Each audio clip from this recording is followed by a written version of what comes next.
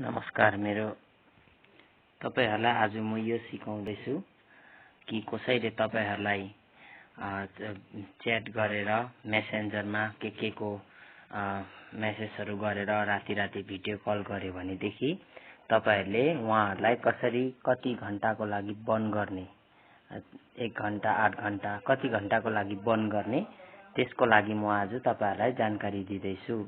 मेरो युट्युबमा तपाईहरुलाई लाइक कमेन्ट शेयर गरिदिनु होला ताकि यस्तै भिडियोहरु फेरि म तपाईहरुलाई तपाईहरुको माझ अगाडि म लिएर आउने छु। सुरु गरौँ है त भिडियो।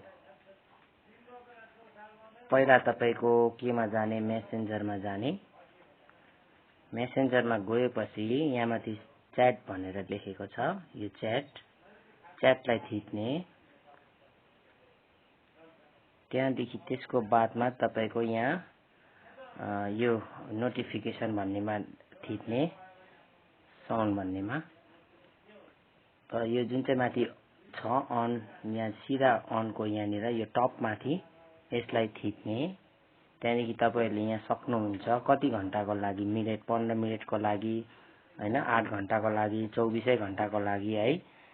त्यसमै तपाईले अब जस्तै म यो 24 घण्टाको लागि बन्द गर्छु त यसलाई क्लिक गर्ने। त्यहाँदेखि तपाईले यहाँ ओके भनेर लेखेको छ, ओकेलाई थिच्दिने। अब यो मलाई कसैले फोन गर्नु पनि सक्दैन, भिडियो कल गर्नु पनि सक्दैन। र आज यति नै मैले सिकाएको छु।